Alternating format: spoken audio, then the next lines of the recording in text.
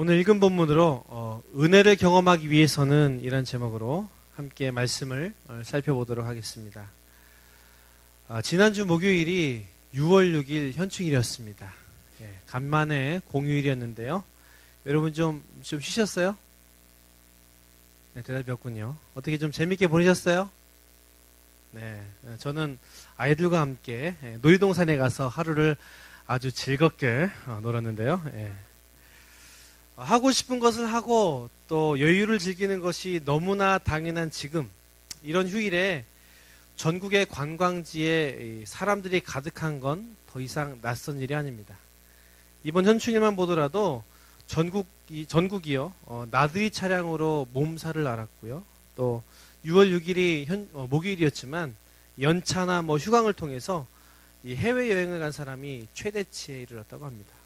그런데요, 공휴일이기 때문에 우리가 기다렸고 쉬었던 이 현충일, 문제는 쉬는 것 이전에 그 현충일에 대한 생각과 의의가 우리 가운데 점점 잊혀져 간다는 사실이죠.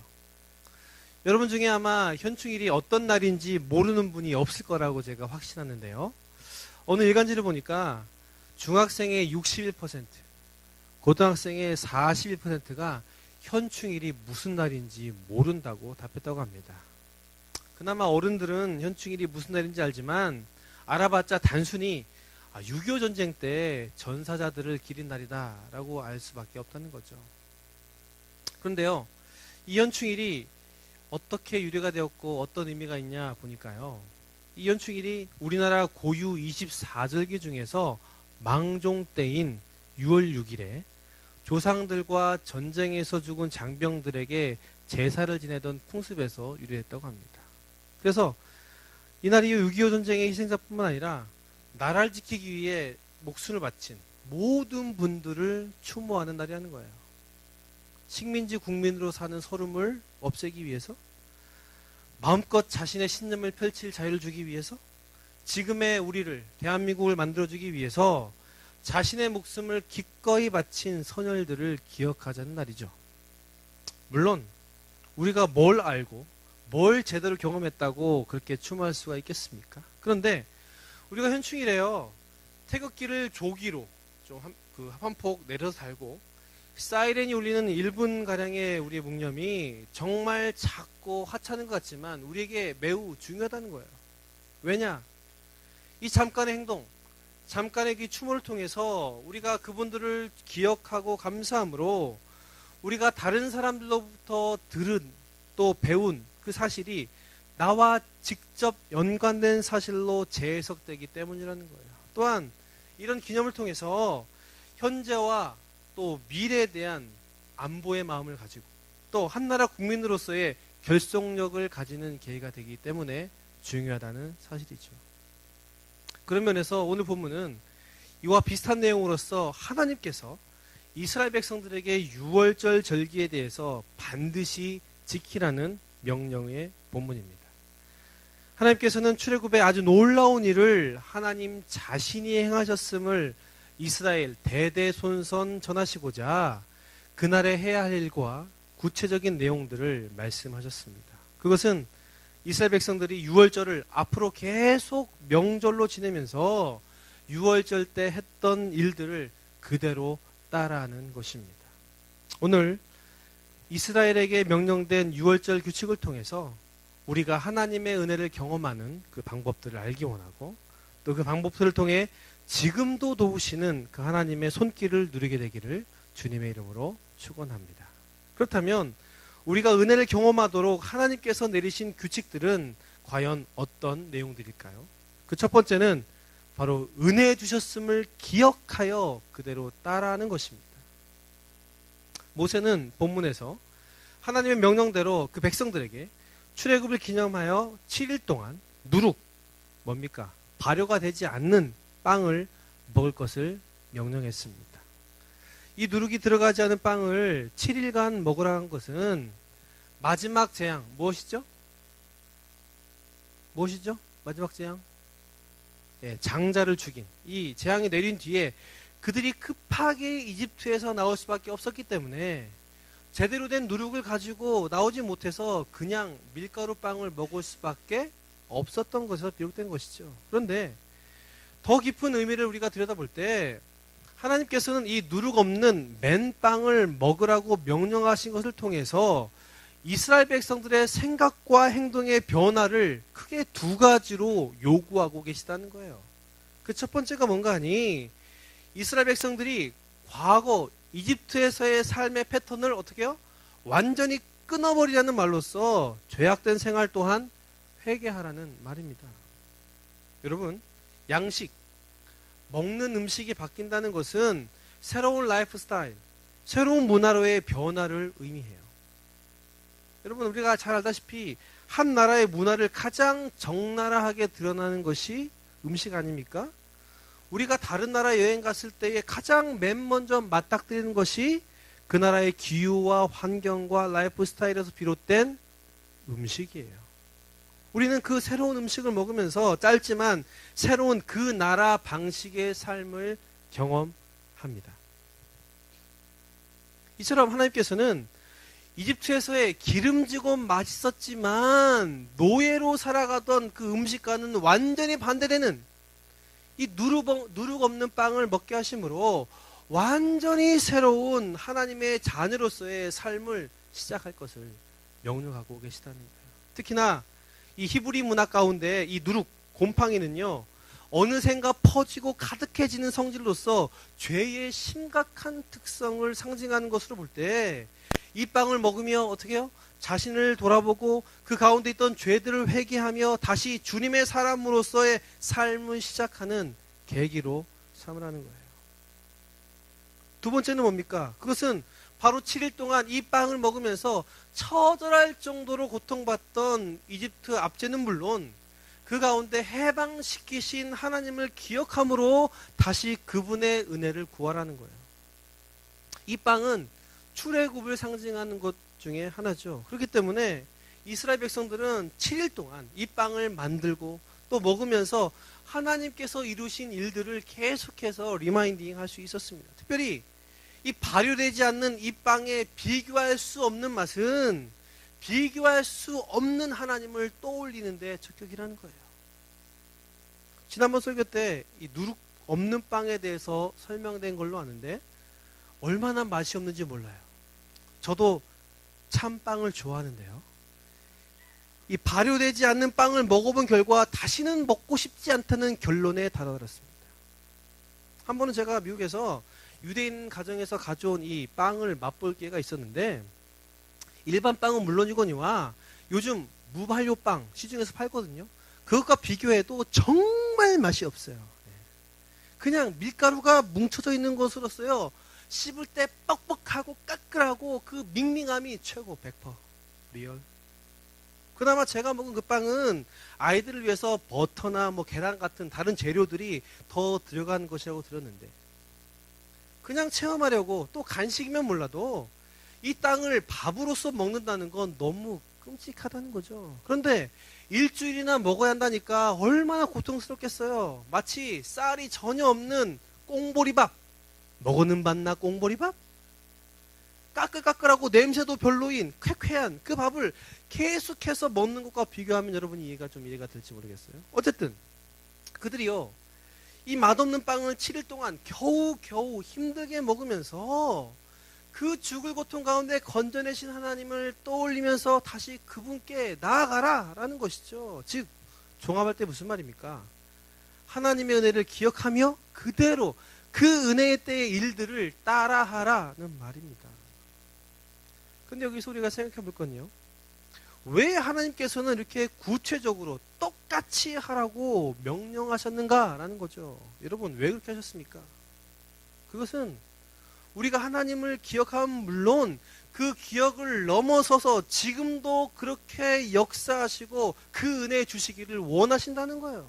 그러기에 이와 같이 우리가 하나님의 은혜를 경험하기 위해서는 그 은혜를 다시 기억하고 그대로 그 은혜의 때를 생각하면서 따라하는 것이 중요하다는 거예요. 그렇다고 저는 지금 성경에 나온 대로 여러분이 똑같이 맛없는 빵을 일주일 동안 먹어라 라고 얘기하는 것 절대로 아닙니다. 바로 지금껏 내 삶 속에서 경험했던 은혜를 기억하고 그것을 붙잡음으로 혹은 따라함으로써 그 은혜끈을 잡으라는 거예요. 그 도심의 통로를 다시 발견하라는 것이죠. 마치 슬럼프에 빠진 운동선수가 어떻게 합니까? 아주 전성기 때 좋았던 때를 그 폼을 기억하고서 자기 폼이었음에도 불구하고 그대로 비디오에 나타난 그 모습을 흉내내는 것처럼 그대로 계속 따라하다 보면 그 폼을 통해 좋았던 감을 결국 찾을 수 있기 때문에 그렇죠. 이처럼 우리도 그 기억을 계속 들춰내서 주님이 주시는 은혜의 통로가 무엇인지 알고 나아가야 한다는 거예요. 제가 어떤 한 자매에게서 지금 진행되는 바이블렛에 참여하게 된 이유를 듣게 되었는데요. 이 자매는요, 졸업 후에 지방에서 서울로 올라와 취직을 준비하고 있었던 자매였어요. 근데 취직이 쉽습니까? 번번이 안 되고 쉬는 기간이 길어지니까 마음이 참 어려졌다고 해요. 근데 여기에 엎친 데 겹친 격으로 넉넉지 못한 집에서는 언제 취직하느냐 계속해서 압박이 끊임없이 오고 갈수록 원서를 낼 회사도 줄어드는 것 같고 그렇다고 생면부지 서울 땅에서 만날 친구가 있습니까? 또 서울이 익숙해서 어디라도 돌아다닐 수 있습니까? 그나마 서울 와서 교회를 정하는 것도 어렵고 자꾸 자신감이 떨어지다 보니까 교회도 안 나가게 되었다고 해요. 그런데 시간이 갈수록 이 오는 스트레스가 상상을 초월한다는 것이죠. 그러다 어느 날 갑자기 드는 생각이 자기 노력에 죽고 싶다 라는 생각까지 들었고 죽으려고 실제로 행동을 하려는 자신의 모습을 보게 되었다고 고백했어요.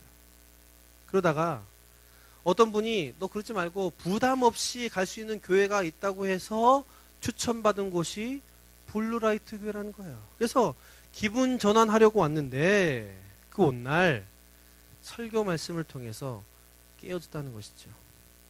얼마나 자신이 어리석었고 또 인간적인 생각만으로 가득 찼었는지 알게 되었고 또한 자신을 향한 하나님의 뜻을 알게 되었다는 것입니다. 그래서 그때부터 다시 마음을 잡고 취업을 준비하는데 말씀으로 힘을 다시 얻었으니 말씀 들은 대로 기도해야겠다는 생각을 가지고 그 몇 구절을 가지고 기도했다는 거예요. 그 성경 내용의 환경인 회사로 취직되게 해달라고. 근데 놀랍게도 자기가 말씀으로 기도한 그런 환경에 그 회사로 그 자매가 취직됐다는 거예요. 10가지를 놓고 기도했는데 아쉽게 한 가지를 뺀 9가지가 맞는 곳에 들어가게 되었다는 거예요. 비록 회사는 크지 않지만 자기가 바라는 회사에 들어가게 되어서 너무나 행복하고 감사했다는 것이었어요. 그러면서 그 자매 하는 말이 가만히 생각해 보니까 자기가 성경 말씀을 듣는 자리에 있을 때 은혜가 있었다는 거예요. 죽고 싶을 때에 말씀을 들으면서 회복되어졌고 들은 말씀으로 기도했을 때에 좋은 인도도 받고 생각해 보니까 자기 인생의 그런 여러 과정 가운데 말씀과 깊은 연관이 있었다는 것이죠. 그래서 계속 하나님의 은혜가 여전히 자기에게 필요하기 때문에 또 있어야 하기에 말씀을 듣고 읽는 자리인 이 바이블렛에 참여했다고 고백하는 것이었어요. 저는 그 자매 가운데 하나님께서 이번엔 어떻게 또 인도하실지가 기대가 됩니다. 왜냐하면 지난 첫 번째 바이블렛을 통해서 그 자매의 기도 제목이 말씀을 붙드는 가운데 너무 아름답게 이루어졌음을 들었기 때문입니다. 사랑하는 여러분, 혹시 여러분 가운데 받았던 은혜가 있다면 기억하시고 그 은혜의 방편을 붙드십시오. 혹시 자신에게 그런 기억이 전혀 없는 것 같고 기억나지 않는다면 또 잘 모르겠다면 옆에 사람 따라해 보세요. 그렇다고 옆에 있는 이상한 사람 거 따라하지 말고 하나님의 은혜는 참 놀랍게도 주위 사람을 본받는 것으로도 흘러갑니다. 저도 못 모를 때 이 맡은 부서의 부흥을 위해서 기도하는 방법을 찾다가 그 교회 담임 목사님이 이렇게 해라 가르쳐준 대로 했어요. 그게 뭐냐 하면 안 나오는 모든 사람, 제가 고등부를 맡고 있었는데 그 고등학생들의 이름을 불러가면서 기도해라 그러면 된다는 것이죠. 근데 여러분 말이 모든 사람이지요. 그렇게 기도하려고 명단을 뽑다 보니까 아예 안 나온 애들은 빼고 좀 가끔 나온 애들만 추리니까 이름이 2,000명이에요. 한번 이름을 읽어보니까요, 1시간이 꼬박 걸려요. 정말 미치겠더라고요. 안 할 수도 없고 할 수도 없고. 근데 제가 한번 하면 끝까지 한 사람입니다. 예. 물론 엄살은 엄청 펴요. 예. 그래서 어떻습니까? 매일같이 출근하자마자 그 이름 불렀어요. 물론 정선생 기도는 하지 않았죠. 하나님, 김지은, 이세일, 나오고 교회 나오게 해주세요. 김하정, 요송창 붙잡아주세요. 이렇게 기도했죠. 근데요, 한 3달 했는데요. 여러분 어떤 일이 일어난 줄 아세요? 그 애들이 다 나왔겠어요? 안 나왔겠어요? 안 나왔어요. 그런데요, 그 명단에 있는 이름 중에 애들이 가끔 예배 나와서 저하고 인사할 때에 저는 이름 모르면 솔직하게 물어봤거든요. 이름 뭐냐? 하면 그 애가 자기 이름을 얘기할 때 그 이름이 몇 페이지인 것이 기억나면서 어디 학교이고 몇 번 나왔는지가 기억나는 거예요. 할렐루야. 신기한 건요, 그렇게 아는 척하고, 그래 너 어디 학교지? 너 왜 몇 주 동안 안 나왔어? 기억해 주니까 애들이 좋아하면서 목사님이 나를 알아본다고, 나를 알아보고 아는 척 한다면서 교회에 더 자주 나오게 되었다는 거예요. 그런 애들이 그 명단에 10분의 1 정도가 그 해에 다시 나왔어요. 몇 명? 200명. 참 놀라운 은혜예요.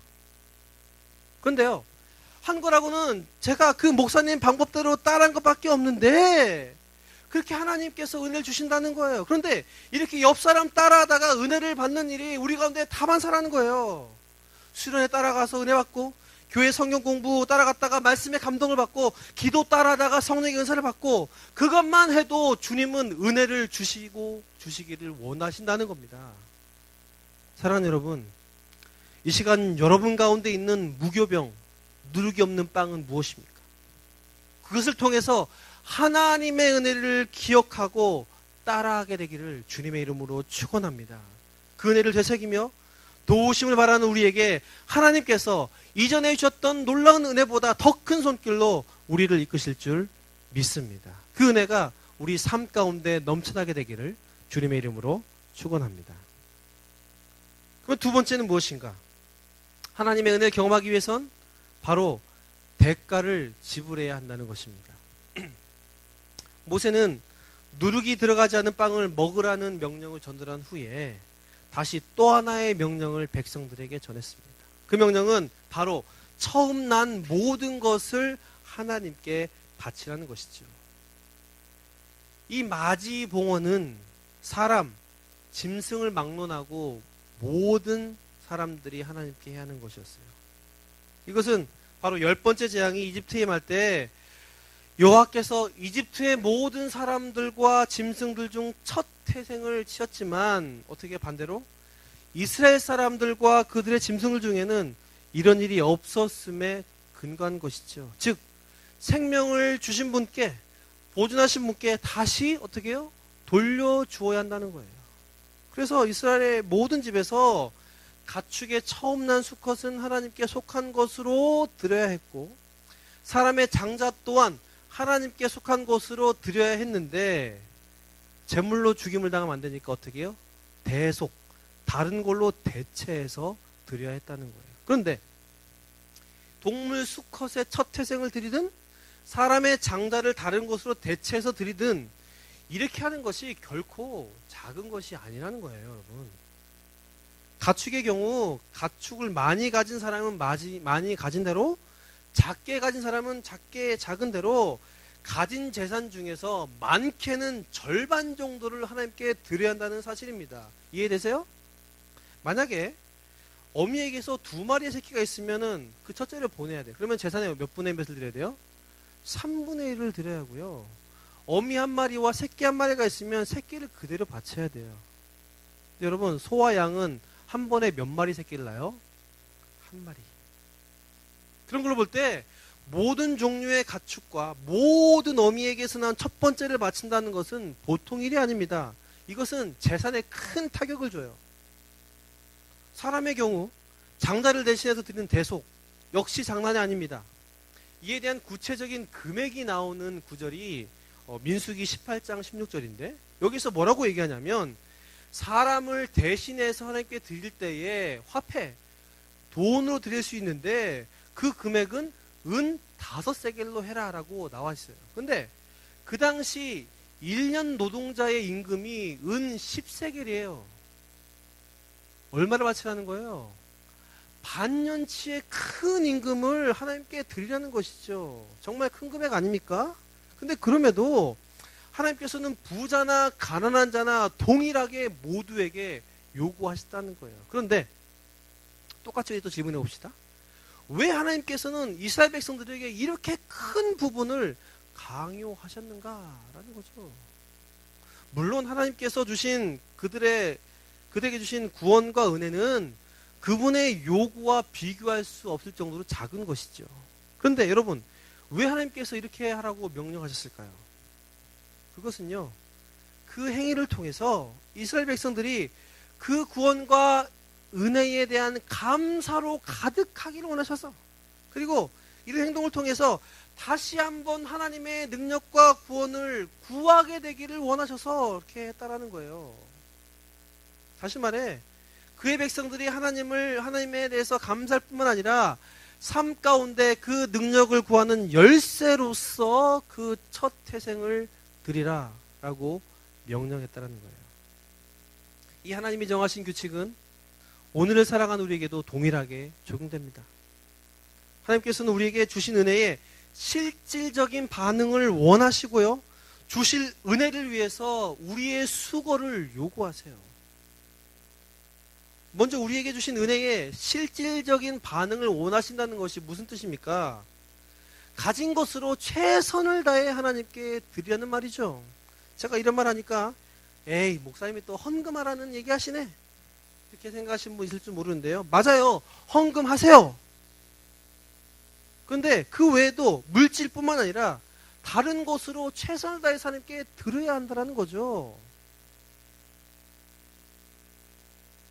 물론 이것은 아까 설명한 대로 첫 태생드림이 상당한 가계의 부담이 돼요. 그런데 우리가 주목해야 될 건 이 드리는 것의 액수보다 첫째 난 것에 대한 의미라는 거죠. 여러분, 이 첫 태생은요, 그 속한 공동체를 대표합니다. 가축의 수컷도 그러하고요, 사람도 장자가 그 가족, 그 가문, 그 민족을 대표하는 것처럼, 물론 요즘 여성들의 지위가 너무 향상되어서 이런 얘기 제가 그대로 했다가는 여성가족부에 고발당할 수 있는데요. 어쨌든 다시 돌아와서 무슨 말인가 하니, 첫 태생을 하나님께서 요구하시고 바치는 것이 바로 모든 것이 주님 것임을 인정하고 드린다는 의미요, 행동이라는 거예요. 마치 11조 10분의 1밖에 드리는 것이 아니지만, 물론 그 금액 작은 게 아니에요. 커요. 하지만 모든 것이 하나님께서 주신 것임을 알고 드리기에 10분의 1만 드리지만 전체를 드린 것과 동일하다는 거예요. 이렇게 여러분이 7일 중에 하루를 떼어서 이 자리에 앉아 예배를 드림은 일주일 전체를 주님께 드린 것과 동일하다는 거예요. 단 열심히 예배를 드려야죠. 절면 안 돼요. 이런 이유로 우리는 있는 힘껏 최선을 다해서 하나님께 반응해야 한다는 거죠. 돈, 시간, 재능 등으로 우리가 드려야 한다는 거예요. 저희 장인 장모님은 종교의 중독 수준이라고 얘기를 예전에 들은 적이 있는데요. 이분들이요, 모든 생각과 초점이 교회에 맞춰져 있고 하는 가게고 사업이고 일이고 교회보다 앞서지 않아요. 신앙과 관련한 일 모두 과해. 헌금도 역시 과해.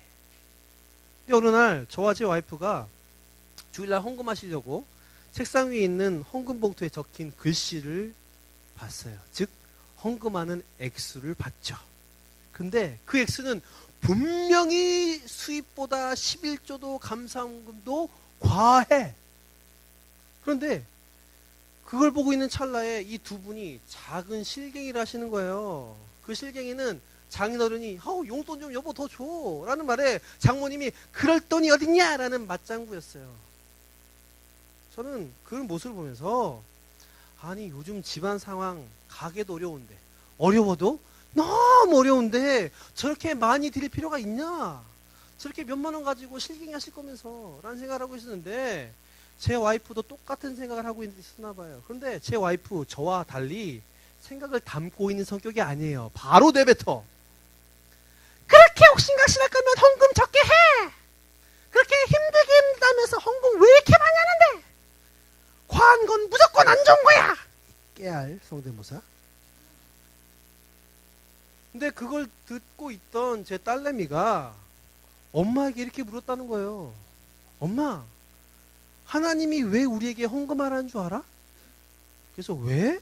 그랬더니 우리가 돈보다 하나님을 사랑하라고 헌금을 하는 거야 라고 대답하는 거였어요. 와우 와우 와우 와우.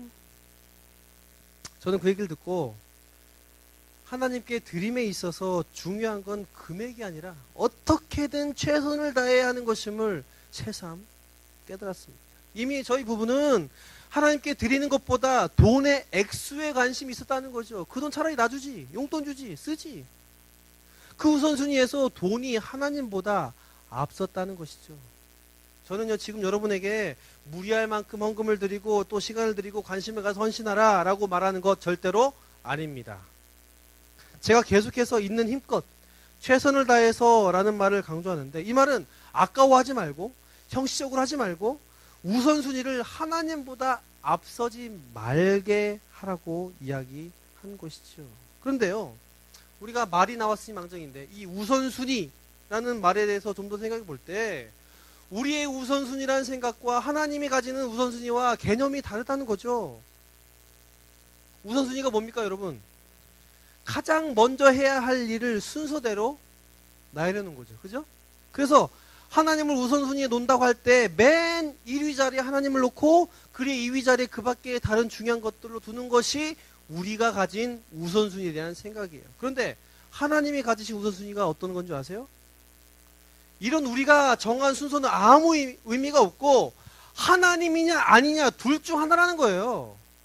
그렇기 때문에 하나님께서 본문에서 이렇게까지 크게 요구하시는 것은 실제로 그 맞이를 드리는 것 뒤에 있는 하나님이냐 재물이냐를 우리가 선택하라라는 믿음의 결단이라는 거예요.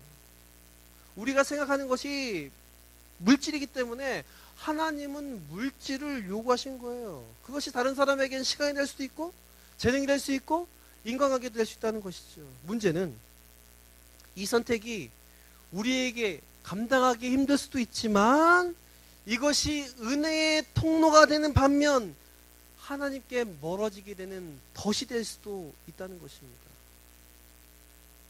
이스라엘 백성과 수많은 성경 인물들이 이 선택에서 실패함으로써 하나님으로부터 멀어졌고 죄 가운데 빠져 실패했어요. 그러나 또 다른 수많은 믿음의 사람들이 이 선택 가운데 하나님을 선택함으로써 이전보다 더 큰 하나님의 은혜를 경험할 수 있었어요. 그러기에 우리에게 있어야 할 것은 그것이 크냐 작으냐를 떠나 내가 가진 것으로 중요한 것으로 지금 보이는 행동과 물질로 하나님께 드리는 거예요. 한편 주실 은혜에 대한 우리의 수고를 하나님께서 요구하신다는 말은 어떤 뜻입니까? 그것은 하나님의 은혜를 받기 위해서 우리가 주님께 나아가는데 힘을 마땅히 쏟아야 한다는 의미예요.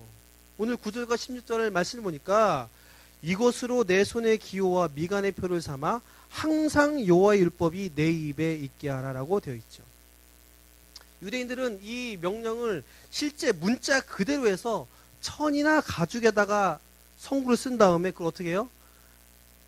여기 손목에 메거나 이마에 딱 붙이고 다녔어요. 근데 어쨌든 이것은 하나님이 명령하신 규칙을 잊지 않는 것을 넘어서서 그 은혜를 항상 구하고 애쓰라는 것이죠. 여러분, 모든 결과는 노력으로 말미암아요. 구하고 애쓰는 것 없이 자연스럽게 된 것 아무것도 없어요. 얼핏 보기에 그냥 된 것 같지만 그 배후엔 수많은 일과 노력이 있습니다. 저는 지금까지 제가 너무나 자연스럽게 살이 찐 줄 알았어요.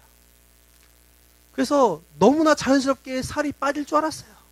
그런데 여러분, 이게 부끄러워. 이게 그냥 이렇게 되었겠어요? 수많은 치킨과 피자, 고기들, 빵들이 제 위장을 거쳤기에 보이지 않는 이 턱관절의 운동과 위장 운동이 그것들을 흡수했기 때문에 이렇게 되었다는 거죠. 그걸 먹기 위해서도 얼마나 노력했는지 지금에야 깨달아져. 그래서 제가 좀 나신인 것 같아요. 제가 다이어트 5일째인데 정말 뭐 먹을 때에 10배 또 100배의 노력을 해요. 혹시나 나도 모르게 상위에 펼쳐진 애들 과자를 집어 먹을까봐, 아이들과 같이 밥 먹는데 쳐다보다가 흘린 거 주워 먹을까봐 얼마나 노력을 하는지 몰라요. 그리고 안 하던 운동을 하니까 미치겠어요. 하다못해 자기 몸 관리하는 것도 이렇게 힘든데 노력 없이, 노동 없이 그 어느 것이 되겠습니까? 절대 안 돼요. 근데 이건 역시 영적인 부분에서도 마찬가지라는 거예요. 기도해야지, 말씀 봐야지, 큐티해야지, 생각만 한다고 해서, 다짐만 한다고 해서, 또 교회 열심히 다닌다고 해서 되는 게 아니에요. 내 삶의 부분을 잘라내서 투자하고 행동해야 해요. 제가 요즘에 신앙과 관련한 이 모임에서 계속 그 멤버들에게 얘기하는 것이, 하나님의 은혜를 구하기 위해서는 말씀 읽고 기도하고 경건의 훈련을 해야 된다. 그런데 이런 게 그냥 맘먹는다고 되는 게 아니다. 이건 역시 노동이다. 노동이란 건 시간과 에너지와 돈도 투자해서 혹은 돈을 포기하면서까지 해야 하는 것이다. 분명한 건 영적인 노동을 할 때에 그 열매가 반드시 있다라는 것이다. 물론 이 열매는 우리의 노동의 크기와 비교할 수 없을 정도로 크지만, 여러분, 하나님께서도 천지를 창조하실 때 그냥 하시지 않고 일하심으로 손을 펴서 말씀으로 하셨어요.